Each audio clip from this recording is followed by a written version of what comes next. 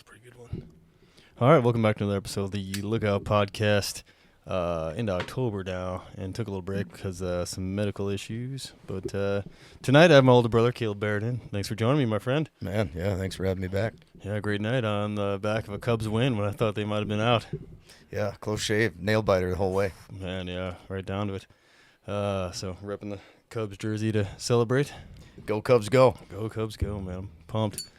I decided not to partake in the festivity of the pipe this evening since I was struggling last time. I just ended up holding it the whole time instead of actually using it. Yeah, it's hard to have a conversation and then enjoy the pipe. But I just can't quite multitask yet with it. I got to enjoy it a few more times just with some coaching and not podcasting. Mm-hmm. So I get to talking and I forget to keep managing it, I guess. Yeah, you just got to keep it going. Keep the fire going. Yeah, 100%. Yeah. But, for folks who've been following along, I've had my brother on a few different times for the holidays, and we'll keep that tradition going. But we never really got to dive too deep on his background. He's, professional bullfighter and RN nurse. So we'll talk a little bit on that career. And you're actually wearing a pretty sweet hat that I was going to touch on, but I'm going to hit on it now because the hat's awesome. The Rodeo Alaska. Was this your first year doing a rodeo in Alaska? Oh yeah, it was the first time being in Alaska. Period. Oh, really? So. That alone was a dream, and it's also part of, it's part of the, I would say like a fringe benefit of rodeoing, is that all of us that are going full-time rodeoing and going hard, we get to see parts of the country that we, in our regular lives, we probably wouldn't have, there wouldn't have been a reason to go to some of these places. In Alaska, obviously, that's a dream place, so that's a little bit of an outlier, but some of these small towns in Minnesota and Iowa and even parts of Montana that, who knows, I may not have ever seen just in my regular travels, right? Yeah, a big one to my brain, like when you're talking about that stuff, is like even some of the drive-through towns, even like our hometown of Whitehall. It's really really just a gas station town for a lot of folks because big town pumps there. But Mitchell is similar. It's got the Corn Palace, so it might reel in a couple people, but yeah, a lot of people are just kind of driving through it. Yeah, and now, like you say, I've gone and experienced that area, the culture of that whole area, the people that are there. I was just gonna say, man, some of the great folks at Mitchell, yeah, South Dakota. Some of my very, very favorite friends that I truly consider family are, from there. And man, what a blessing that rodeo gave to me, my family, all those people that I'm associated with, is that have all those friends and truly like close friends that are across this country. It's amazing. Yeah, it was cool because like when we were on our way back from Alabama and people were tracking you, and one of your good buddies was like, let's stop in and grab some food. And I was kind of in a hurry, but it was a good time to take a break because we'd been on the road for a long time and barely missed that ice storm, man. It was just on the heels of us. Right. Yeah, coming out of Missouri or whatever. Yeah, Kansas City, man. Like there was a pileup, minutes behind us. Like it was literally right behind us that was an ice storm. And so we stopped in and really just got a couple winks. I mean, it wasn't very long. It's somewhere just north of there, and then hit it again. So we'd been hammering down pretty hard all day and pretty much all night. And stopping to see your buddy there and taking a little break, man, at that nice restaurant was super cool. Yeah, it was a very welcome break. And then to be around, loving people with great attitudes and wanting to help you out, it definitely was a needed break, and just shows you the value of great people in your lives. And they helped us get down the road, and it was all good. Yeah, totally, man. I think that's why I always enjoyed rodeo too. Is a lot of really great people in fire, in the community that I guess is my profession. And the same sense too of getting to travel places like McGrath, Alaska. I never would have been there on my own. I never even knew about it. Mm-hmm. But I ended up there at the BLM Spike Base for Alaska Smoke Jumpers, and unreal time, man. We got stuck there for a couple weeks. I think we got smoked in. Like the inversion was so deep from the smoke that nothing could fly in or fly out. Half of Panhandle shots got flown in. The other half were back in Fairbanks. So then all you do is roads in, right? No roads, man. I just heard a story about McGrath. Yeah, you're only getting in by aircraft, so you're stuck. So you're stuck, yeah. I believe the soup at the time was Chris Smith, I think, and so I got to know him a little bit because it wasn't anything to do but just to talk to folks, and it was a good time getting to know him and talk shop with those guys because we're all just stuck waiting until the smoke cleared before we go get back after the job. Yeah, yeah. So yeah, just get to know people, and like you said, it's a culture, and it's sort of a, I don't know. For me, it's always been like you could make the analogy of like a filter. It's just one of those things. It's a community of people that the overwhelming majority have really good attitudes, really good principles, and yeah, it's good. Yeah, you're on the road so much, like road warrior mentality in both wildland fire and rodeo. So yeah, I don't know. I think you just kind of get a better read on folks and get to go to places that people are welcoming because they're on the rodeo trail or on the fire. Like a lot of the stuff is like recurring fireplaces. That's why the spike base is in McGrath, because there's a lot of fire out in that country. Right. Yeah. Exactly. Yeah. That's super cool. Probably kind of started the itch for the podcast. Is they had I wish I could remember the title for the radio they had there, but there's a little radio station in McGrath. Nice. I just talked to someone recently who was from there, and he was saying that the radio station's still going. The logo's cool. It's gonna move. I bought a T-shirt. Nice. Yeah. That's actually really cool. Out in the middle of nothing, radio station. Yeah, super cool, man. Awesome.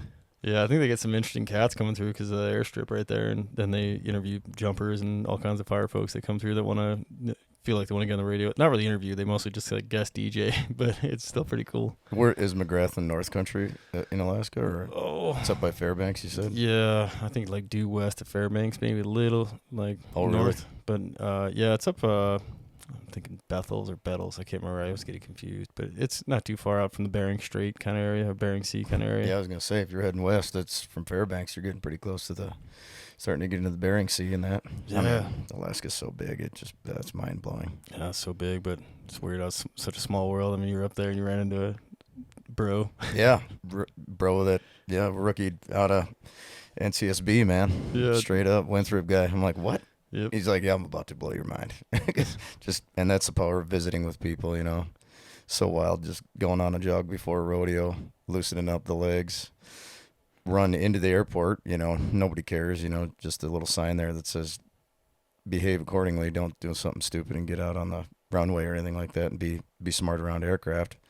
No check-in or anything. It was great. And I'm an aircraft enthusiast, so checking stuff out, walked over by a DC-3 and some aircraft. I wish I remembered. It's a twin-tailed aircraft that was like kind of like a DC-3 used for transporting like the big cargo and stuff like that. But anyway, I saw some Forest Service guys there wearing the green pants, walked over and just started visiting, and the guy was painting a trailer, and he said the weather had been so bad he couldn't even paint the trailer yet. And so he's like, what are you here for? Told him I was there to rodeo, and he's like, thanks for bringing in the good weather, man. We haven't been able to do anything hardly outside till now, so it was cool. And then told me a story and blew my mind when he said he rookied over there in Winthrop. I was like, dude, that's amazing.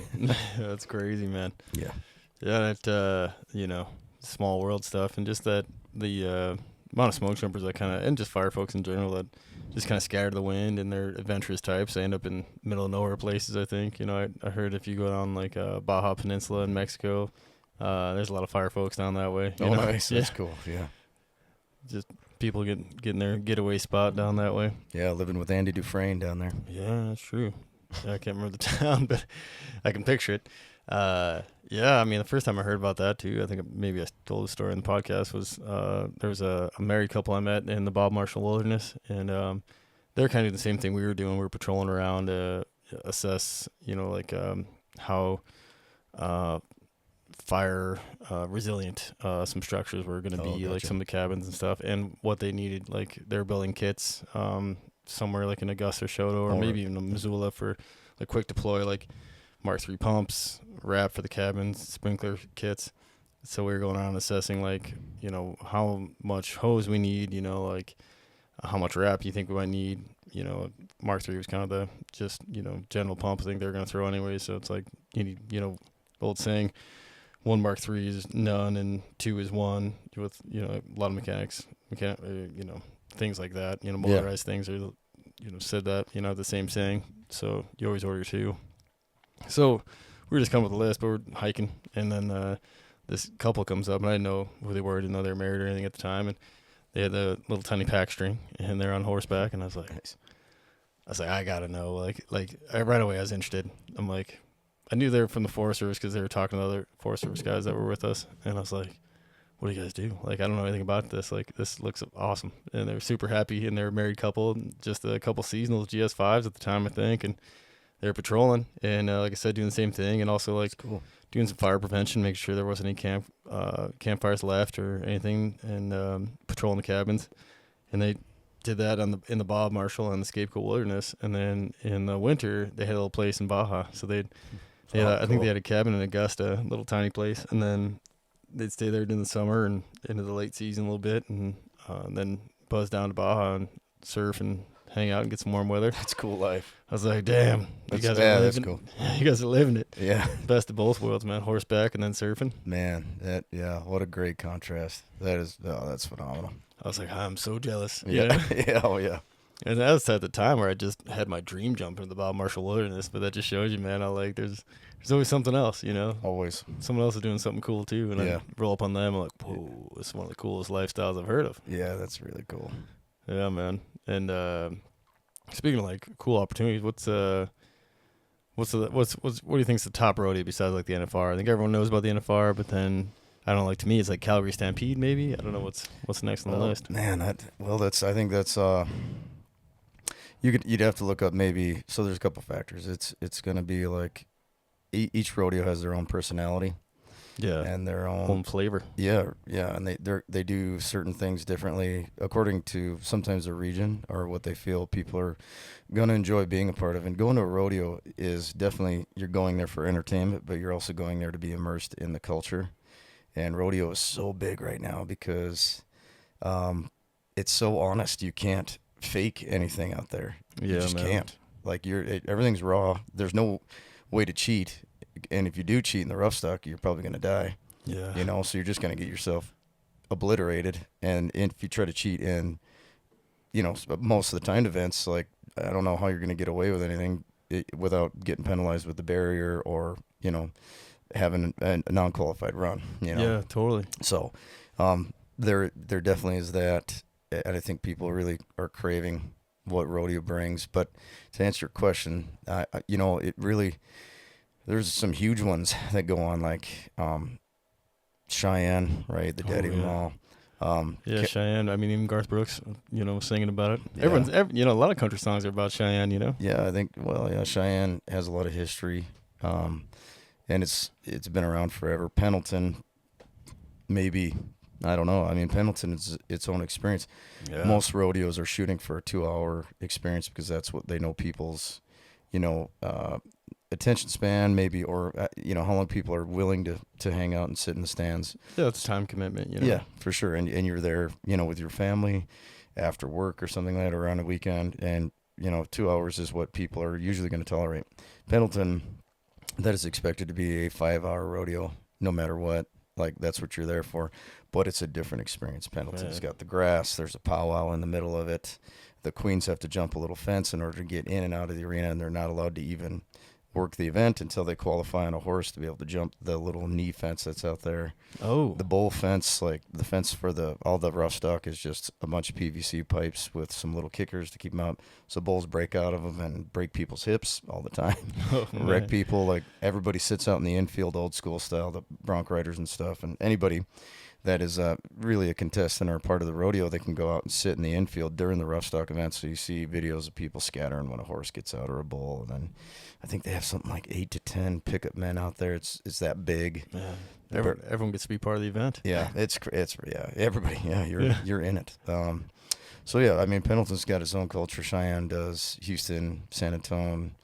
Man, there's some. When you get to talk about it, all of a sudden it's like, holy shit. You know, there's a lot out there. Oh man, there's a pile of huge rodeos where, you know, you can win thousands and thousands. Like the end of the year now is a good example. There's a rodeo in Sioux Falls and one in Bismarck, North Dakota. One's called the Rough Rider Cup. The other one's called the Governor's Cup, and they are the bookend of the PRCA season, and it's the very last rodeo you can go to. So at the end of the season, there is like Ellensburg, Puyallup, Pendleton, some big ones where you can make a lot of money, and that can change somebody's entire season, right? Because only the top 15 guys in the world, guys and gals, that qualify for their event go on to the NFR, only the top 15. And so you could be on what they call the bubble. You could be right there, and you could literally, if you win, especially if you win out in those deals, you might go to second place. You might go to, fifth. Yeah, I mean, jump up. and Or if you're like 18, you know? yeah, Like, yeah. If you're 20, even yeah. sometimes those guys sitting down almost in the 20th hole, they can make a run. Now you have to keep in mind those people that are in the top 15. They're all doing quite well. Yeah. But your whole life can change just in a matter of a couple of rodeos. And those ones at the end of the season, there's so much money added now, to where it's just amazing. But it's all a personal preference. Now I haven't worked any of those real big ones. I've been a part of a couple big ones for sure, and there's a different aspect there. But Montana has its own culture and its own circuit. The PRCA is divided up into its own circuits as well. Yeah. So Montana definitely has its own rodeo culture, and within that, every rodeo is unique. So, I don't think anybody would tell you there's one like great one. People that go to certain rodeos, they'd be like, yeah, this is my favorite one. That is true. I mean, even like the smaller stuff, like like the Arlie 4th of July rodeo. Yeah. It's always a great time. What a great time. Small, pretty small, rodeo. And Yeah. compared to something like Lewiston or, any other ones, Montana Circuit Finals or any night when the Nile was going on, Yep. the Nile, like big. Arlie's more, small town, but it's awesome. Yeah. Oh, it is. Yeah, it is. It doesn't matter. Like, and that's the neat thing, where pro rodeo is at. You can go to White Sulphur, Montana, and go see, because of how hard they've worked to get the added money that is the purse, what the athletes can win. Now you have legitimately in all the events, you have top 15 to top 5 type qualifiers that are there getting on in Little White Sulphur. But the culture around that rodeo, the street dance after, corn dogs, everybody talks about the corn dogs. But the people that put it on, they're phenomenal people. And they brought that same culture and that giving attitude pervades through that whole rodeo. And now they're talking about having to rebuild from scratch something huge because they're selling everything out. They don't have enough room hardly. So they got the worst problems you could ever have. They need to get bigger, and whether or not they're within their same grounds or not, they have to make those decisions now, which is amazing, the culture that they got there. That rodeo Labor Day weekend, it's so awesome. And there's a pile of those at the end of the season. Like, I'm so lucky I get to go to Plains and White Sulphur right at the end of the season. And they're two of the best Labor Day rodeos that we have in Montana. And then Dillon's going on. That's the JC's rodeo. Yeah, I forgot, Awesome. Labor Day weekend. That's an awesome time. I mean, the whole town. I mean, everyone around shows up for that sucker. Oh, yeah, exactly. Like you said, the worst, best problem to have. Yeah, worst, best problem. Yeah, man. It's great. And that's it. You just said that, too. Regionally, people are coming. They were coming from everywhere. Like, people I haven't seen in a while. It's, whoa, you're in White Sulphur. Yeah, it's a great rodeo, Yeah, man. Awesome. That's so cool. Yeah. It fires me up to be a part of it, too. Like, I'm stoked to be a part of that. That's awesome. Yeah, totally, man. It feels really good too to have like that kind of stuff happening. And I think like especially a lot of us folks from Whitehall are looking to reconnect with everybody. 20-year reunion. I just had mine, and people kind of scatter, and then you hear like people coming back together. So Yep. you get to see a chance to catch up with some of these folks. Some of these events and stuff. It's super cool. Whitehall's a great example. Tiny little town, and I don't know if there was people who really could believe that a pro event, a legitimate top tier pro event, would be able to come to that town. And because of how the PRCA is built from the ground up, and they're a grassroots type organization, you can have a pro rodeo. And sure enough, Whitehall, second pro rodeo they ever had. Yeah. Same thing. They got to build more stands and stuff. They started from dead scratch. They had to rebuild the arena and everything like that. And they did an amazing job. And man, how cool is that for us to come back to the hometown as a family, reconnect with all these people. I saw guys that we went to high school with, some of my favorite friends. Hadn't seen them in years and years, and there they are in the arena or around on the outside, and get a chance to visit, and then also bring something back. I've spent 22 years rodeoing, and 17, 18 of that has been professional. So to go back and share all of that I've learned and earned and developed, and then share that with the hometown, what a dream. That you can't even ask for better. Like, that's like, it's ultimate. Absolutely. kind of the math on that. It's almost like 24 probably, just rodeo in general, bull riding and stuff, you know? Yeah. 24, 25 or something Right. for you. Yeah, something like that. Yeah. Even did rodeo in Alabama, man. Yeah. Yeah. Yep, sure did. Yeah. I was a real young man, you know. But even that showed me too, like like I think it's Brantley Gilbert's got the country must be countrywide kind of deal, and I think it was Chris Ledoux and one of the first ones I think I heard about like country, you know, being everywhere or something like that. Yeah. I'm trying to think of Chris Ledoux song. But There's a couple great country songs about like, you know, guys jamming their tunes, country tunes in downtown cities and stuff, you know, and still like there's that Western, it's a Western culture, you know, and that's why I think people they're drawn to it. Rodeos, I go a lot of places where places are sold out. Bozeman's Rodeo, PRCA, awesome Bozeman Stampede Rodeo. You talk about some of the finest people that I get to rodeo with. Committee members are just incredible, work their butts off. And that rodeo sold out 3 weeks in advance. Yeah, man, it's like a great plumb time. sold out. They do a great job with that sucker too. Yeah, you know? they do, and they're in the same position where like, well, we got to grow, you know, and they got to get help from, you know, the county and stuff like that, and they might have to make some of their own independent decisions, which is the best worst problem to have, right? Mm-hmm. But they're growing so much. I mean, they're sold out. Like they can't. They got to figure out a way to grow. But that's another. All these organizations too that I'm talking to you about, those are people that the expectation is for me to have a relationship with them long after I'm retired even. Yeah, well, yeah. That's what they expect. That's the kind of family that I'm so thankful to be a part of. They want me and my family there. They look after my wife and kids, like making sure if I'm out doing a promotional thing or whatever, they're making sure everything's okay with our trailer and what you know, because that's where we live for the weekend. Do you have what you need? Do you got water, power, you know, whatever. Yeah. It's amazing, and they're busy doing they got everything going on in one spot, in one weekend, all the chaos, but they still check in. They still have that kind of integrity. They're still people that I, you know, trust my life with my children, everything. Like, it's just, man, unreal. So, you know, I really get to go to a lot of places where with contractors, independent, you know, the stock contractors, people that I have a deep relationship with that I've developed over the years. And shoot, I mean, what an amazing life. What an amazing part of my whole life. And that'll stay with me forever. Like rodeo. Yeah. When I'm done, you know, when I hang it all up for fighting bulls, rodeo doesn't just go away, you know. No, so. man. And yeah, it's so cool because, like you were describing there, I mean, and that's just the family aspect, the family atmosphere of rodeo. You know, some of the smaller rodeos have, you know, more of the kid stuff like mutton busting and, you know, all those little events and like the boot race.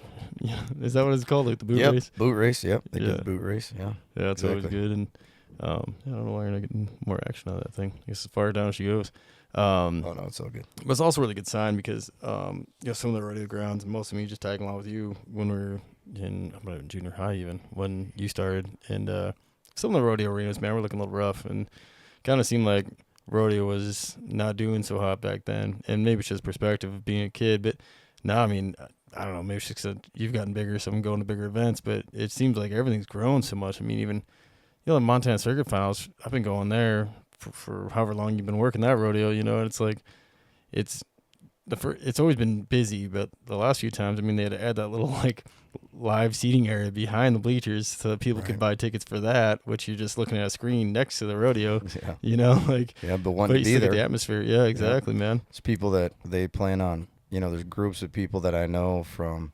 A good example, some really good friends we have in Whitehall and in Drummond, and they all get together, and that is what they do annually, every year. That's the culture that's in Great Falls for the circuit finals. Yeah, you know, and I love it, dude. Everyone comes out dressed for the nines, oh, man. Yeah, like it's the only thing going on in the winter, you know. It is dead of winter. Yep. Cold, super cold spot in Great Falls. You know, like Great Falls, kind of a colder area, and it just brings the town alive, man. It's so awesome. It's so good. Yeah, it really is. And at first, I remember asking the former circuit president, his name's Jim Croft. He passed away. God bless him. What a great man. Super cool guy. Super neat cowboy from Belt area. And I asked him once I got to know him. And so for me to go to the circuit finals, I have to be voted in by the top 12 bull riders of our circuit. It's a voting thing. So massive, massive honor because the guys that you're protecting all summer, they have chosen you to be there. So really, as a bullfighter, there is no better reward than when those guys who are you're out there sacrificing for vote you to go there. So it's a huge honor, especially in the Montana circuit, because if it isn't the richest circuit finals, it's one of them. It's the first circuit. The people who invented the circuit system are from Montana. Larry Jordan is one of them. So happy and thankful to him and his family for having an idea of starting a circuit system where cowboys could work during the week, work the ranch, work a day job. I mean, some people they really are sewed to their life during the week, but they still have the skill to professionally rodeo on the weekend. So guys that are ranching, cow punching for a living, they're good at it, but they also have to do that to keep the family place alive or feed their families. So they can't get on a plane and, hop around from rodeo to rodeo or have multiple rigs going or whatever. So they're not full time. They may not go to the NFR, but to give them a chance to go to a big championship event at the end of the year and then qualify to go to a national event. After that, you can go to what's called the NFR Open. Now, if you win your circuit, the aggregate or the circuit finals, 2 people from each event get to go down to the NFR Open. So it gave weekend warriors / really good hands, but that are also basically required to work during the week, gave them a chance to go do it. So anyway, going right back to Jim, I was like, Jim, why are we doing this in January? Dude, this is crazy. It is 40 below outside. Dude, people are skating to the door pretty much because there's so much ice in the parking lot some years. Yeah, I've done victory Brodies out there in the vehicles after everybody clears. Yeah, exactly.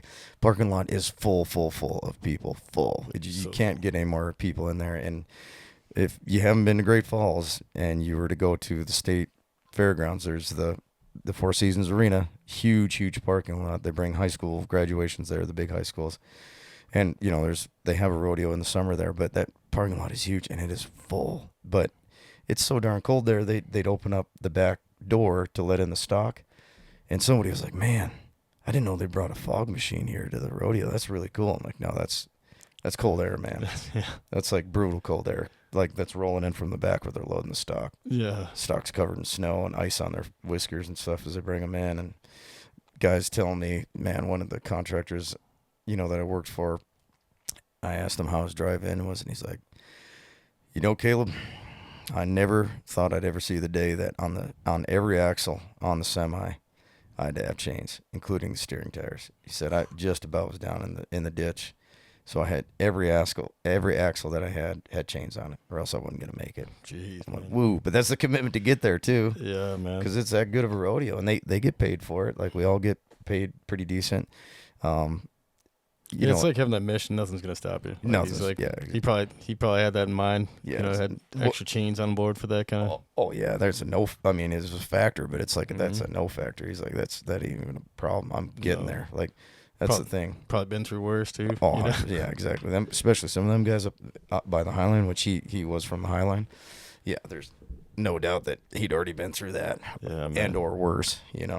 And that's what I love about rodeo too, man, is the stories and tag on the country music part. I think that's why people are drawn to it, because music in the beginning was just stories anyways, and so you're still getting these kind of great stories out of country music, especially someone like Chris Ledoux, and then but one story that I heard was awesome, and I don't think it's true because I don't think it could have happened, but the guy, you're talking about jumping from rodeo to rodeo and try to get as many as you can because you're trying to build up your end of the year earnings. And the story that the plane was full, so he put his saddle bronc saddle on the back and rode it to the next airstrip or something. Yeah, I don't know. So I've heard that story. Now I'm with you. I don't know if I believe that he rode in the saddle all the way there. I mean, maybe though. I mean, some wild stuff. Maybe get it strapped in, but I think I've heard of a saddle actually getting strapped to the back to make room for the guy to get in. That's where the lore came from. Maybe, and who knows? I'd like to know. Somebody's out there and maybe be listening to this, and they have the story, and maybe that is true. Then maybe they're there. Maybe the one riding the saddle on the back. Maybe that'd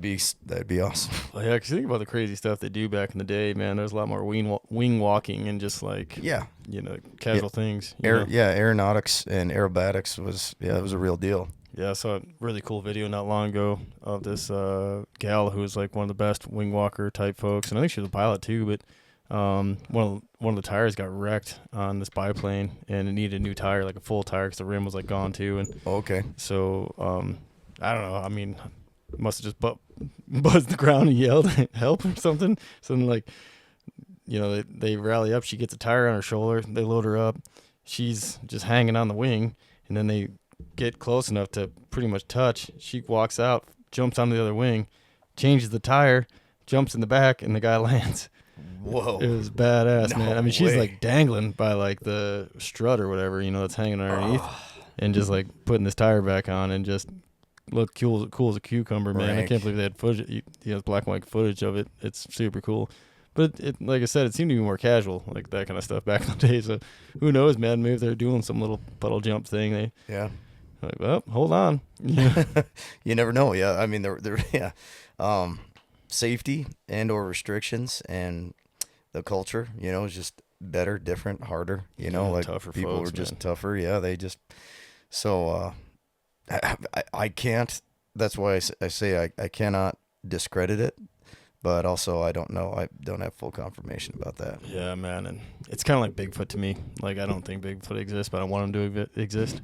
Like, Perfect description. I've just been in the woods too much, man. Like, on fires in the middle of nowhere, like where he would live. And it's just like in the Pacific Northwest where he's supposed to thrive. Like, you're in his house, man. Yeah. Like old Sam Squatch was out there. Yeah, old Sam. The old, what is it, skunk monkey or skunk ape or whatever they call him. Yeah, I would have smelled him, heard him, would have carried me off or something, like something would have happened.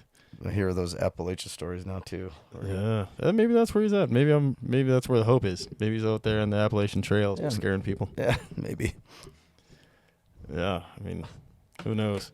I want him to be real though. I'd like it to be real.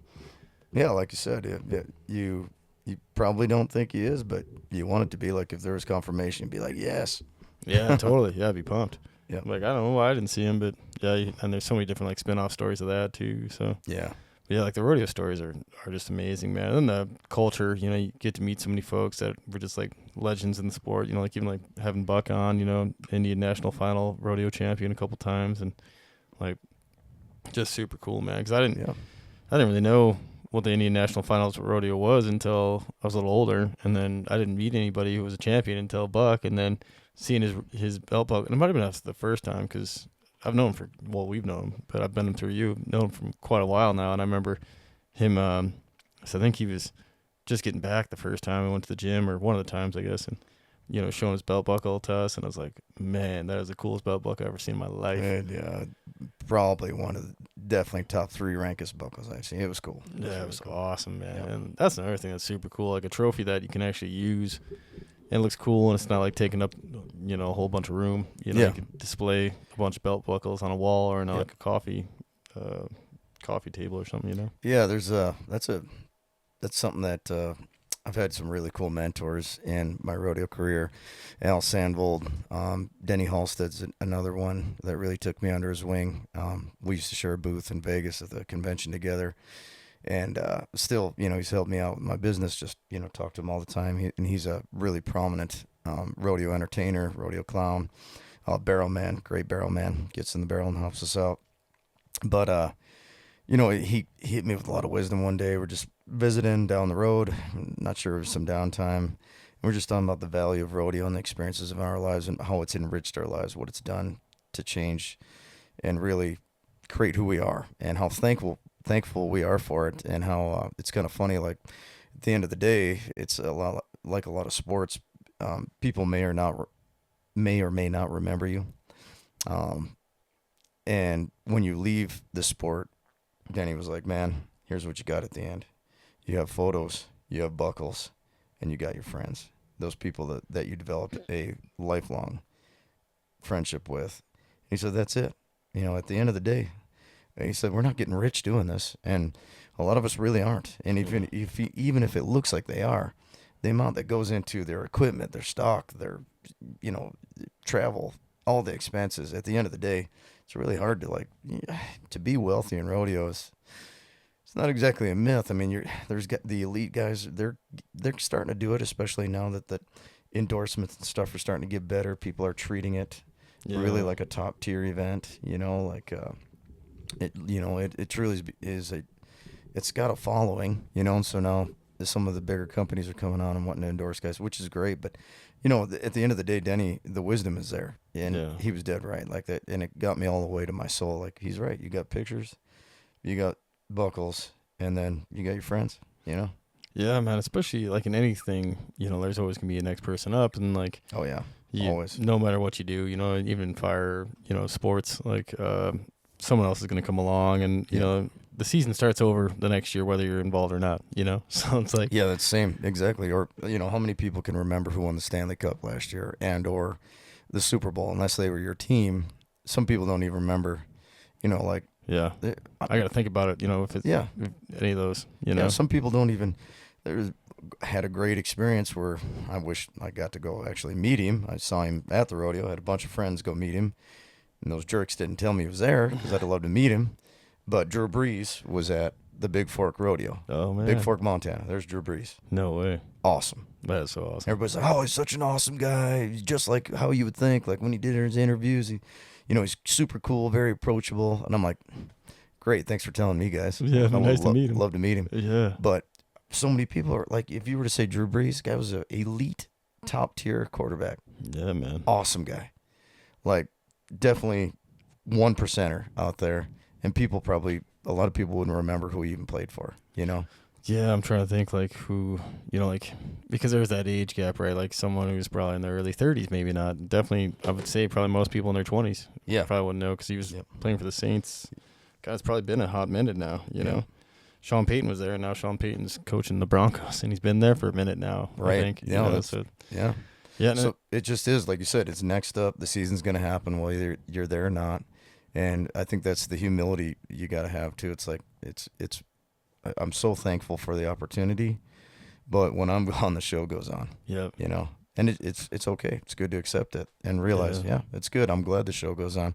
Then your attitude changes, and actually more things come your way, too. Yeah, you wanna give back more than like take. That's like especially if you're a really good person, you can't quite make that flip the switch. You get some of the I would say like high school heroes that never really made the switch. Right. It's like you just get hung up on it, and you're more like, I brought a state championship to the school or whatever. And it's like, well, no one knows who you are. People know that because maybe it was the last time that school got a state championship, Sure. but like. Other than that, I mean, no one knows who was participating. I mean, no. You look at the awards in the glass at Whitehall, and when I got older, I knew some of those folks. But as I was going to high school and when I was younger, I didn't know any of those names on the list. I just knew I was trying to beat them. Yeah, yeah, that's exactly right. Yeah. I was like trying to get the long jump record and the 100-meter record and all that stuff. Like most of the track stuff was what I was thinking about. Right. So it's like. Yeah. That's the reason why I knew a lot of the names going forward. And then I actually met some of the folks. I was like, oh, man, super cool. Yeah. Oh, yeah. That's even better, like putting a face to the name. But, yeah, and it's just I think that's also the attitude you just have to develop. And I don't know. I think you'd be awful sour. And I've seen guys that, have taken it the wrong way. And I learned from their example. Yeah. It's like talking about just don't be like that. Learn from it. People get personal and they like take it personally. Like, who are you? Yeah, it doesn't matter. Yeah, I was always surprised. Like, because I came back to Whitehall to try to give back as a coach. Because I was like, man, I wish I knew some of this stuff when I was in high school. So I was like fresh out of college track. So I was like, man, I'm gonna go help out. And it was okay. It was a good time. Like most of those kids, I forgot that a lot of kids, especially in like. Smaller high schools don't really want to be there. They're doing it because maybe another coach had made them do it. Yeah. I think the basketball coach was like wanting them to go try out for track or go stay in shape. Exactly, just stay in shape. And so they're going through the motions, and it was fun, man. High school kids are hilarious. They're witty, so it makes you catch up and try to stay on their level because they're super quick. Yeah. But yeah, man, it was a good time though, because like that's all I could think about. And then I can't remember I had to go to the front office for some reason in Whitehall, and like these younger kids knew who I was, and I was like really surprised because I didn't do anything special in high school. But then I think it was someone else's little sister was still in high school, and I didn't realize it. And I was like, oh, that's probably how they know who I am. Sure, yeah. Yeah, Small town. It's small town. I was Deal. hanging out with their older brothers, one of my best buds, and like, you know, they were all having sleepovers. You know, same with me and my buddy Kyle, and that's how, you know, they probably remember me from that. Sure, you know, it's like, oh, that checks out. You know, Yeah, exactly. especially when you're a young kid, and like, I mean, you just remember. Even probably remember the vehicles they drive. Like I remember that as a junior high kid, like remembering like the older kids and the rigs they had. And I was like, oh yeah, man, super cool. Yeah, that's fun part about being a small town, knowing who's where just by their vehicle, you know. Yeah, totally, man. Yeah, it's special. Even if it's just like a old, you know, POS. Yeah. Yeah. Oh yeah. You love it too at that point, just having wheels. Yeah, you know who's driving it. Yeah, and it's unique to each individual for sure. Yeah, absolutely, man. And it's really cool, like, you know, get back on the Whitehall professional rodeo too, that, you know, that it's there in Whitehall, and that it's showing the growth of the sport a little bit, you know. Yeah, it is. Well, and it shows that, like you said, the sport is growing. There's definitely more of a demographic or a larger population of people. And Whitehall's situated in a great spot right off the interstate. You know, they can put a sign out there and get people day of to go there. Yeah. They got a lot of room to build. They have a great grounds area with lots of elbow room for them to be able to build facilities. So they're definitely, they got it started on the right foot. You know, man. And in that valley, like right between the Tobacco Root Mountains and the Bull Mountains too. So you got a backdrop that's amazing on both sides. Unreal backdrop. Yeah, and I mean, even the Highland Mountains, the Highland Range, you can see pretty good from there. Yeah, so any like out of state or tourist that would be coming through that would enjoy the rodeo, talk about what a spot, you know. And then the food vendors come in, then the street dance is going on. They're doing it during Frontier Days, so they're collaborating with the town to do everything all kind of at the same time. Yeah. And it's a good idea. And you know, they're bringing in a good entertainer next year. Danger Dave. Oh, really? Dave Whitmore is going to be the entertainer, the rodeo clown at the event. That's awesome, man. Very well known guy. He's a top tier PBR guy right now, top tier PRCA clown. Like, so, and like he called me the other day, man, I'm going to Whitehall. Let me know what I can do to help out. I'm stoked. I'm going to your hometown. So that's all stuff that's really cool. You know? Yeah, he's the man. Does Danger still have his mini bulls? Oh no, I think he's thinking about getting him back. He's got another bull named Jeffrey. It's not a bull, it's just a massive longhorn steer that he trained. He saddle broke him. Whoa. So we can ride him. He rides him in parades and stuff. He's got cool. horns that are wider than the Airstream. They're huge pickers on him. And yes. Dave gets on him with the saddle, and the boys, you know, my boys have pictures sitting in the saddle on Jeffrey. Dude. It's hilarious. Yeah, Dave's awesome. So man, he's awesome. I mean, even like the one time when he had that mini bull, and you're like, Vern. Vern would get a little attitude with him once in a while. And, all the time. That was part of an act he had at one point. And Vern hooked the dog piss out of everybody in the arena one time, including Dave. I think he just about AI'd Dave one time, or may have. Oh no! Got a horn in the back door. Yeah, snuck it in the back. Oh, Vern. I mean, the old corn dog. Yeah, how big was he? I can't remember. Like bigger than a medium-sized dog. Oh yeah, Vern was way bigger. He was like bigger than a good-sized calf. You know, I mean, he's definitely over a couple 100 pounds. You know, I'm trying to remember. I'm picturing him like littler. He probably was at least 300 pounds. I would say minimum. Yeah, it's a lot. Yeah, that's a lot coming at you still, even though he's a little. You know. Yeah, he definitely. He had to be 300 pounds, man. He was bigger than like a calf or anything like that for sure. You know, muscle hamster coming at you. Yeah, he was. He was a muscle hamster with straight up pickers, and he knew how to use them. And he'd set people up. He'd wait till you're close enough, and then hook you. Oh man, nail you. He's like, "Oh, coming in for a pet? Yeah, think again. Nah, I'm not so cute. Yeah, that's pretty funny. So yeah, having Dave there will be great, and. You know, the committee, they're on board. Those guys are fired up, and it's fun. I love those rodeos I get to be a part of that. They're not just okay with what they have and just trying to use their name. They're just like, no, it always can be better. Yeah. And that's the way pretty much everywhere. I'm so fortunate that my career has gleaned down into these really cool places. And I'm in the unique opportunity where I can sort of pick and choose where I want to go now, too.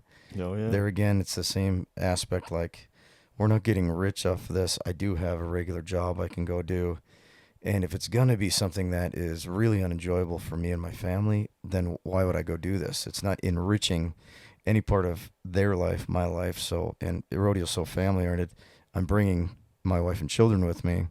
and I'm excited to go see the people that are associated with that. Even if it's a hard event that takes tons of work, it's no different than any other work environment where you're going to have a tough row to hold. But if you got the right people around you, it's not hard work. I mean, you're still going to work hard, but it doesn't decrease any bit of your morale because you're with the right people, and you just do it and you're happy about it. Mm-hmm. It's like I was shipping with the Sims this weekend, and there's a lot of work there, but you talk about a crew, like those people are some of the best people I know. Yeah. And of course they're going to attract that sort of people around them.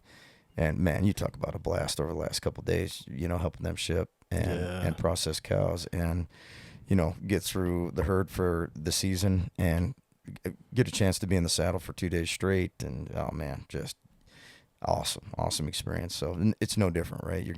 And then all that work is probably the hardest for the guys that run the place, like, Sean and Dakota and, Logan, those guys that are kind of running it, and Tammy and Grandma and Grandpa out there, like they're all working their butts off, so they're stressed out. I'm just a guy out there helping, so I don't have to be too stressed. But also I'm invested in those people, so like when those cows are getting preg checked, I want each one of them to be with calf and not open, and then so I'm sitting there helping doctor the cows and helping process them. The vets checking them out with the scope, and each time I'm just waiting, like say good, don't say open. Open means they don't have a calf. So it's just like I'm just kind of invested with them. So I want to protect their cows. I want to make sure we're working them nice, trying to be in a controlled, relaxed environment for the animals, treating them how they should be.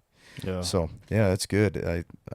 Anyway, so that whole environment, man, and that bleeds into rodeo. I was just gonna say, man.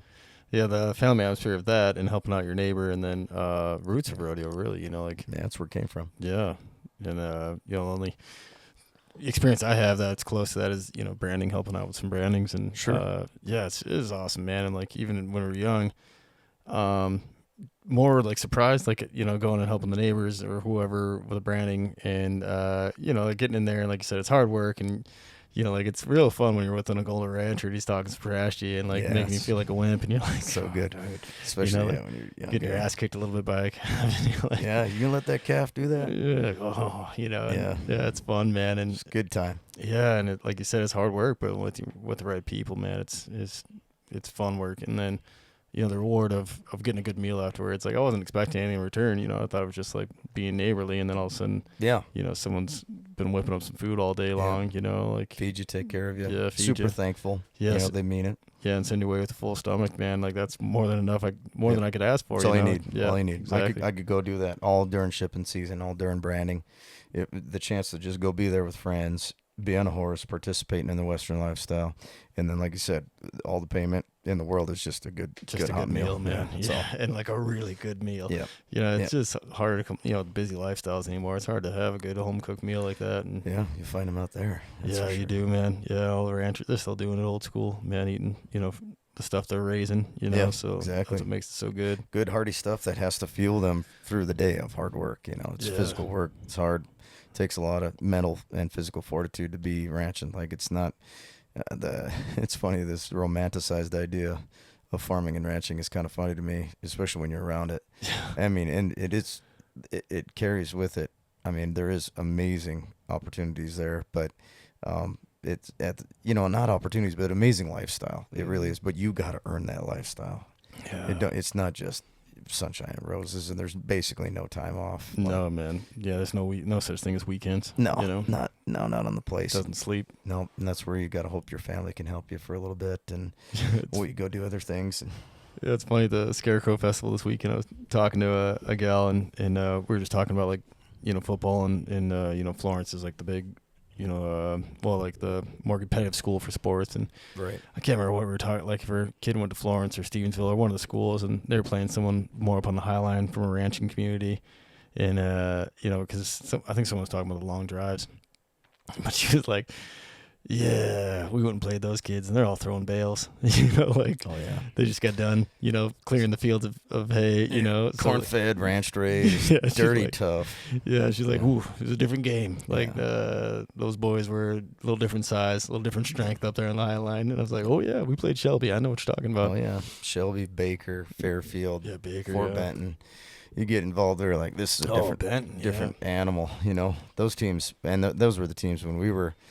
In fact, I drove through Fairfield this last week here, and I had never really been through there, but I was like, oh man, I remember they were just so good, and I think they probably are still good. But you know, like you say, all those little ranch communities, there's a different there's a different cat that you're going to show up and play. They're going to be dirty tough, dirty strong. Like, Sometimes look quite a bit older than you too. You're like, yeah, you're in high school. yeah, It's a great mustache. yeah, they sure look like It's like man, what the yeah. It's a full beard, man. Like, Yeah. that's awesome. I'm jealous. They got men on their team. Oh, yeah. that's Yeah, it's cool. Yeah, so it's I tell you what, man, what a blessing. It's definitely a part of who I am, and I'm at the point in my career now too where I'm just in full gratitude.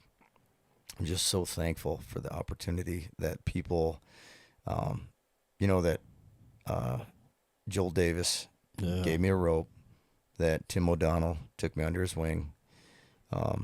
You know, I know a lot of people in the town of Whitehall weren't real stoked about me getting on bulls because, you know, I was a component.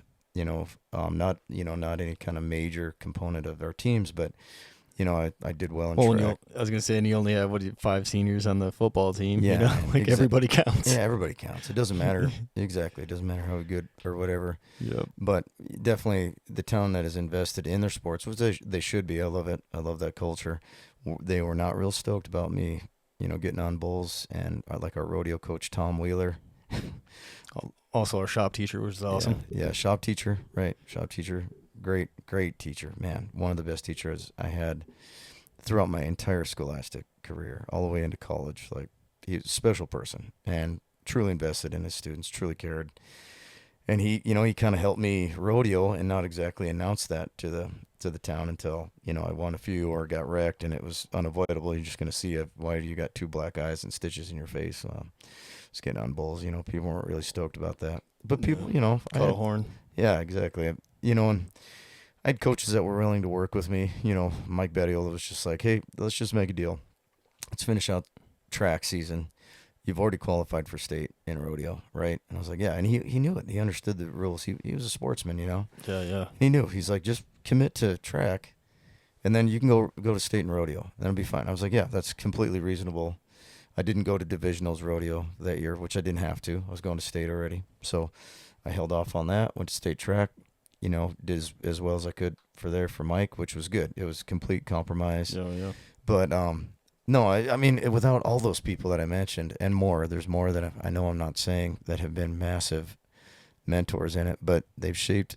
It's been a heck of a ride. I can't even imagine doing this, you know, for a living as a kid, and then still experiencing it now. I'm 41 years old now, and I feel like I'm at the top of my bullfighting game. Oh yeah. My mind and my body are in one spot finally. My body is now outrounding my brain, so now my timing, everything feels like it's meshed finally in one place where I'm not ahead of myself or behind. Like my timing is good. I see things happening because of the experience. I see things happening before they happen. I have better prediction on where they're going, so I can react better. Yeah, so, like patience and skill came together. You know, that's it. You know, there you patience when you're younger. That's 100%. That's man, great saying. Patience, skill coming together. I'll use that at bullfight school, and that's one thing I get to do too. Is I help Al Sandvold, you know, teach a bullfight school every year near Minot, North Dakota, and Stanley. Probably one of the best bull riding schools that there is. And they even teach, you know, rodeo clown skills. They teach guys how to be entertainers and clowns and get in the barrel. There's a guy that comes and does that. I know Dave has been interested in that. We had Tate Rhodes there last year. Yeah, we've had each year we've had top tier PRCA individuals that are instructors at the schools, and you're talking about, you are there to give all that to those young people that are there to learn all this, and it just comes right back to you. All that you sow into them, fills your cup up for each season. It's just, yeah. man, it just fires you right up. But, you know, like the opportunity to be able to mentor people because I was mentored and then pay that forward. And now I get to do that. I've got a handful of guys, especially right now, that are very close to me that they can text me at any time of the day. We can talk openly about maybe something that wasn't so, you know, it wasn't the perfect situation, the perfect scenario. Maybe it didn't go the way they wanted it to, but they're okay with being open and honest and reaching out and saying, hey, I didn't like this. I didn't like how this turned out, but what can I do differently? And you talk about, wow, that's a special person when they're okay with being a little bit vulnerable, but also wanting to be better, want to learn. Yeah, that's the only way to get better is to, you know, like open up and take on the criticism, the constructive criticism. You know, like fire is a big part of that. You know, we do the after action review and so like don't point fingers, but it's also like I always felt like I'd like you to point fingers. I'm trying to get better here. Yeah, so like go ahead and bring it up. Yeah, there's something I can improve. You know, and fire's pretty open about that stuff. And bring it up a pretty good way, not to crush you, but to help you improve. Yeah, we try to establish that now as things are evolving in life and culture is changing in our world. You know, I will say that we're not here to criticize you or belittle you at all. Yeah, criticism will happen, but in a good way. We're gonna talk about what we're wrong, but there's always a solution. Here's what went wrong. Here's the solution. Yeah, and we'll point it. It's plain as day. Especially like you can't. Like I said, the truth is right there. We video everything. You can't fake it out there. But we can give you the solution. Every time we have a solution. There's multiple solutions. So I think that's also part of it. I love Al calls it the truth booth. It's like we're getting in the truth booth, and it's I'm like, are we in the circle of trust right now? Are we in the nest? We're in the nest. Yeah. And I say that I joke with him all the time because he's so dang serious. You know, he's lightened up quite a bit now. He's retired, but you know, I still go to the truth booth with Al. I've been doing this, you know, you talked about it for about 24 years of experience, you know, 17, 18 of a pro. Al will talk about this at the school. I still review video with him. I still talk to him about where I'm at mentally and physically, where I'm at in my career, evaluating each season, you know, all that. Like, you have to. Man, you have to. If I stop doing that, I'm not evolving anymore. And we talked about this. One of the last podcasts I was on with you, I made the statement that there is no destination and that development and improvement is eternal all the way up until you're done. Like it never stops. The development, the learning never stops. Like you're still going. And that's no different than even when I'm done fighting bulls, I'll still be obviously developing myself in other ways. Yeah. And definitely in bullfighting even, because I've still developed a theory that is always evolving, always getting better. Bullfighters do not approach bullfighting in the same way they did even 20 years ago, you know, even when I started or, you know, way before that, or even recently as probably 5-6 years ago.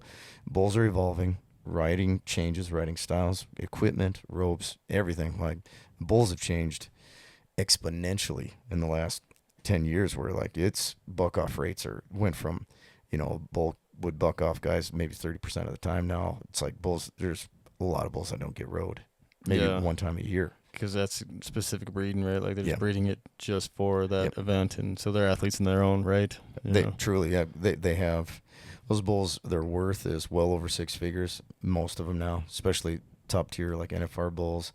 They have their own following. They have their own feed program. They have they condition their water.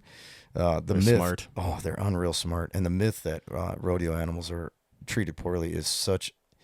I don't even know where it comes from. It's so ignorant, but they condition their pens, their water, and their feed. They feed those animals before they feed themselves. And I'm talking about the contractors or those associated with the rodeo. Oh yeah. Animals get fed and watered before anybody else gets taken care of. And they get a better retirement plan than most humans. Yeah, well, shoot, exactly. They're bodacious. Yeah, set him out to pasture, and set him out to keep on the legend going. You know, breed. Yeah, they want to have another bodacious, so they're going to treat him the best they can. And bulls like that are buried, you know, on people's ranches in their personal, you know, cemeteries, you know, or whatever, personal plots. Yeah, and they have their own monuments, like. J.B. Mooney, great example. Man, I was standing 10 feet from the guy when he broke his neck. Like he landed almost at my feet. He was on a bull called Arctic Assassin. that Phenom Genetics, Matt Sharping, raised him, owned him. I don't know if he raised him, but he owned him. And that bull buck JB off, legend of all time of bull riding. Maybe considered maybe the very greatest. Even his interviews, he just sounds tough as nails. Oh, he is, man. Just got a cigarette and he don't care. I love it. I've had the opportunity to get to know him, especially in that last year. I'm so thankful. And there again, like rodeo, a side tangent is that there are world champions, ultimate legends of that particular avenue of professional athletes, and they're approachable. Yeah. Almost all of them. You don't see a whole lot of a-holes that are involved in rodeo. Like they'll shake your kids' hands, they'll sign autographs. I saw JB stand there and wait for the entire line at the Livingston 4th of July rodeo till everybody was done getting pictures and autographs and whatever. He just asked for time to have a cigarette, put his stuff away, he'd collect his thoughts. He just had won the rodeo. He wanted to be with his son, Jagger, for a second. And then he's like, yeah, I'll sign everything, anything, whatever. So I got a chance to visit with him, got to know him. Way better dude than I could ever imagine. He's so cool, man. He was great to visit with. Anyway, there he is. I see him, he breaks his neck. And then a couple months later, Matt, I don't know how the transaction went, but between Matt and JB ended up with that bull. And now JB's like a dog in his backyard. Like he's got that bull that broke his neck? Yeah, go look That's up. awesome. There's a great video. Go YouTube it. JB and Arctic Assassin. JB is out there in an interview. I don't know if I think he's having a cigarette. He probably is, but he's calls to that bull. Bull runs over to him like a dog. And bull's huge. He's at least, I'd say he's at least 1,600 pounds, maybe more. And JB just pets on him like a dog. And he goes, watch if I walk away from him.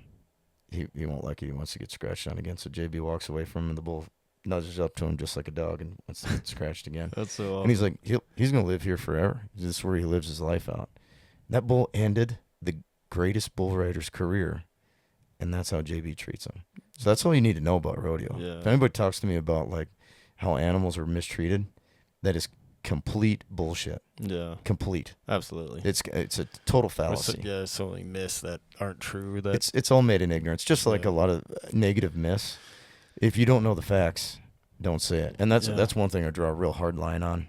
100%, man. Because they're our livelihood. Why would we treat them poorly? And especially rodeo being such an old sport, such a big part of, the U.S., American, lifestyle, and America in general, I guess. But there's a prayer, there's, the national anthem, and a lot of times they say the Pledge of Allegiance to start a rodeo. Yeah. It's built on Christian principles, and really the foundation within that Christianity is honesty and integrity. Yeah. And that's where rodeo came from. I mean, the rodeo originally started, the very origins of rodeo was some rancher in the West or wherever. Didn't even have to be the West, but I know it was definitely in the Western lifestyle. I was like, man, I got a horse that can't be rode. Nobody's ever been able to ride this horse. And adjoining rancher, somebody, in the region, in that same town. Word gets out. Yeah, and he's like, what? No, I got the best hands that there is, period. My guys are the best. They can ride that horse. And be like, no, I'm calling you out on that. So they get together, and each guy brings the nastiest stuff they got and also the baddest cats they got working for them. And we're like, we're going to have a throwdown. We'll show you what we got. We're going to prove our skill. And that's how rodeo started. It originally started with broncs, and what they would do is snub up next to him with two riders. Guy would be riding double, he'd jump off on that bronc, and then it was just out in the open. There's no fences, nothing. Oh, yeah. So we just basically rode until, that horse either lined out and quit bucking, or, he just found a spot to get off. And then after a while, it turned into obviously an event and judging. And then, each event in rodeo has its origins. Bull riding always makes me laugh, and that's what I did. And that's what I'm currently a major component of as a bullfighter. So for those of you listening that don't know what a bullfighter is, my sole purpose during a rodeo event and a bull riding event is to make sure that the bull doesn't ride over a thrown rider. So when that rider comes off, my job is to be in between the bull and the rider. We call that a gap. The imaginary string that would connect the two is what we're trying to cut. That's as simple as bullfighting gets. Cut the string, go through the gap. That's what I always teach young guys. That's what I still tell myself when I go out in the arena.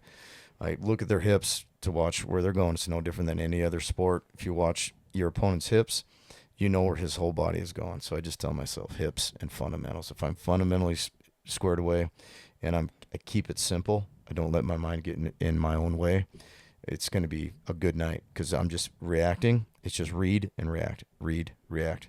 No different than any other part of life. There's so many universal truths to success principles, and that's one of them. Keep it simple, read and react. You can apply that to any part of your life, any part. Oh, totally. You know. And so, anyway, so that's what I do. I just make sure that the bull riders don't get run over. There's also a separate component of bullfighting where you can compete individually, and it's called freestyle bullfighting or American bullfighting. No capes, no swords, no bleeding. Bulls live and they get smart, and it's, in my opinion, it is far more difficult than Spanish bullfighting. I'm not putting that down. That's not my cup of tea. You know, I don't really like to see animals get bled. So that's not my jam. It's their culture. I get it, and I respect it. Yeah, I totally do. Kind of an ancient event, I think, isn't it? Yeah. Well, yeah. I mean, and it comes back from ancient culture, and they revere and respect the animal. They do their thing, but it's not my jam. And it also, I don't think there's a deniable fact that when bulls get fought, which means that we're just running around them, avoiding them, but it's trying to stay as close as we can. That's how you gain points. It's how aggressive and mean the bull is and how aggressive you are by trying to stay in close proximity in the danger zone. If you stay within that wheelhouse of that bull within real close proximity, you're going to get more points. And so you can individually compete in that. That's a young man's game. Guys don't do that. There are a few outliers that went farther in it. You know, Rob Smets, Wickpeth. Wickpeth was if we're going to talk about bullfighting, he was the guy that he made modern bullfighting what it is, really. Homer Holcomb, all the way back. There's legendary names, Skipper Voss. I think I talked about, Rob Smets, Miles Hare. Oh, yeah. All those guys. Those guys had really long careers, Al Sandvold, one of the greatest bullfighters that ever lived. He went to about 42, something like that. But freestyle bullfighting, that, like Weston Rutowski, great. He's a professional trainer, physical trainer, unreal practitioner of body strength and training, kinesiology. Guys, he's the man. Like he truly is. I've got huge respect for him. He's been one of the legends in freestyle bullfighting. But there comes a point where your body just can't keep up with your mind and can't keep up with what's going on out there. But anyway, I was able to compete in that. Not a ton. That wasn't exactly my forte. Really, where I have thrived is cowboy protection. That's where, and they're two different things. Really. Yeah. There's a rarity of guys being good at both. One guy is running away from the wreck the whole time in freestyle bullfighting. One guy's running into the wreck and it's going in there knowing there's a real good chance you're going to get run over. Yeah. That's the difference. That is the game changer between somebody who might be decent at it or can't even do it and or great, is knowing if I take one more step, I'm going to experience pain. And then overriding your natural instinct to just go away. To not engage. Yeah. Yeah. Engagement. That's what we talk about. If you're the standard I hold myself to and to others is your commitment level and your engagement level. Are you engaged? Are you committed? That's really all you have to ask yourself when it comes down to our sport. Are you engaged? Are you committed? And if you're not on either one of those, you should just go away. Not just go away, but you should hang them up if you can't overcome that. Yeah, hang them up or find a different avenue. Yeah. Maybe find a different component of rodeo. But if you can't be engaged, committed in that aspect, you should definitely not be participating in that because you have somebody else's life in your hands. Yeah. If you're freestyle bullfighting, it's fine. You're dealing with only yourself. Just one-on-one, yeah. Yeah, but there again, you're not doing yourself much justice if you're not engaged or committed or aggressive. Those bulls are fast. Yeah, I had to hang it up because my heart wasn't in it at the end of it, and I can be open and honest about it. Freestyle bullfighting wasn't what I craved. You have to crave it. Yeah. If you don't crave it, you're going to end up. I mean, I sustained some pretty good head injuries that I'm like, okay, I'm going to not do that. It it was required. I needed to do it to be good, because then knowing how to get into and out of situations really pays off later in your rodeo career. And when things get real tight, real nasty, you still fight to work out of it. You don't quit and just lay down or whatever. Mm-hmm. You don't panic. You're just like, all right, how do I work out of this? How do I work out of this? We're in a bad spot. We're up against the fence. Things aren't good. We're all piled up in one spot. How do I keep working out of this? And that's what freestyle fighting. Young men that come to me and say, man, I don't want to freestyle. I'm like, no, you got to. Yeah. Otherwise, just experience it, yeah. You got to experience it. You got to have it for your own knowledge. And if you don't, you probably should not be fighting bulls. You shouldn't. You got to learn to do it. And you have to, it's also part of being like a young kid. When you're a little bit scared of something, you have to overcome it. Yeah. And if you don't, then you should probably be doing something else, or it's going to stick with you too. You got to overcome it. Yeah. Overcome it.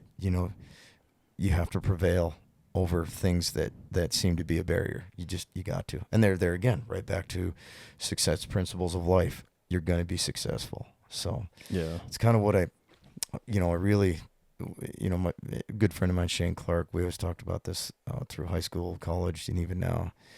There are undeniable principles of life that lead to success and elite levels of achievement and performance. And in any aspect, you could apply it to business, whatever. Yeah, common factors. Yeah, common factors. Good point. And, the great guys that are, Jocko Willink, Goggins, these guys all speak the same language. They all speak the same language. And those are guys that, that I look up to. So that's, outside it, you got to train your mind as much as you train your body. If I can really emphasize anything with some of the young people out there that are really wanting to go to achieve a dream, especially in a physical, if they're doing something physical, your mind is no different than any other muscle. Train it. Totally. Yeah, and even if it's really not that physical in nature, what you're trying to get to, just like train your body helps your brain out. Like even if you're just going for runs, helps get the juices flowing and helps kind of clear the cobwebs and any kind of muscle or weight training too. Like helps in all many different factors, but just clearing the cobwebs and It's 100% correct. Yeah, because you're always better. You're always fresher. If you get bogged down mentally, get out and run. Yeah, go hit the weights. You're gonna come back with a whole different attitude. Yeah, it gives your brain a little bit of a chance to rest, even though it never shuts off. It's always working on the problem in the background, but up front you're focusing on whatever kind of mileage you're trying to get into, whatever kind of weight you're trying to push or exercise. And it's perfect. Once you're done, things seem to mellow out, and whatever solution you're looking for seems to present itself. Yeah, like Norman McLean's dad said, the body fuels the mind. Yeah. When Norman told him he was going to go work for the Forest Service, I was very excited about that. He's like, the body fuels the mind. Always loved that saying. It's always stuck with me, obviously. But such a good show. It is, yeah. And so, like right now, I'm currently reading. I'm reading a book called Relentless. It's outstanding, and it's talk about a book that'll fire you up, and also talk about a truth booth type of book, call you out while you're reading, and you're like, whoa, this guy's calling me out. It's amazing. Yeah, it's really good. So I tell young people that are getting after it, filter what you are allowing to come into your life. Good, bring in good people, bring in good influences. When you're getting on to YouTube or anything else, like look at those guys like Jocko, Joe, Goggins. There's Cam Haynes and all those guys getting after it. Yeah, Cam Haynes, exactly. Yeah, look at all those guys that are getting after it. There's men and women out there that are getting after it, and they have a following for a reason. And that's who, bring those people into your life. Don't just willy-nilly go about stuff. Like fuel yourself, build yourself up. And they're out there willing, because they've achieved success and enlightenment, they're willing to share that. They've reached a place where they know that sharing that is actually more fulfilling and brings more back to them than by holding back keys to life. Like, why would you do that? Yeah. There's no enlightenment to that. There's no wisdom in that. No, exactly. It's unfounded. And so, that's where I'm at too now. I'm so fortunate that I can take my own experiences, my own mistakes, and create a whole different, I can create a environment of education, learning, positivity, nurturing. Like I tell a lot of those young bullfighters, it cannot be a negative if you learn from it. So I go up to them. What just happened there? Well, I got run over. Why'd that happen? This and this happened. What's the solution? Good. Now you learn from it. It's no longer a negative aspect in your life. It's not holding you back. You're actually better. You actually grew from it. Yeah. So, boom. Yeah, exactly, man. Yeah, good coaching isn't about, removing the barriers, the speed bumps. It's about helping you, manage them and, giving you the education after you get, trucked by something, or trip over one. Yeah, literally. Yeah. Exactly. Yeah. So that's, obviously you can tell rodeo's given me a lot of who I am and my family. It's just a big part of the, world out here in Western culture, and I think it's starting to get a big national movement too. I mean, the NFR is huge, and even the Wildland Firefighter Foundation, Burke Miner, who started the foundation with his mom back in the 90s, and he met with, I'm trying to remember the fellow from Coors, but with the folks from Coors, and they gave him a big check to go towards the foundation, helping wildland firefighters. And good for Coors, man. Yeah, it's awesome. I see their semis and stuff going down the road, like honoring wildland fire. Got that cool advertisement of somebody and all their full equipment like around an active fire, and it's like, you bet. That's super cool. Yeah, super cool, man. And my friend CJ, who's been on the podcast a few times, knows the head dude from Coors, and he's like, yeah, great guy, man. He's cool. Like, yeah, thank you, Coors, for doing that, because that money goes right back into the wildland firefighters. Great organization. Yeah, the foundation is awesome, and Coors is awesome, and the foundation helps out all kinds of folks, not just wildland folks, but wildland's their main purpose. So exactly. Super cool, man. Well, it's getting kind of late, so I'll let you go, man. All right, sounds good. I appreciate you coming on. Appreciate you folks listening.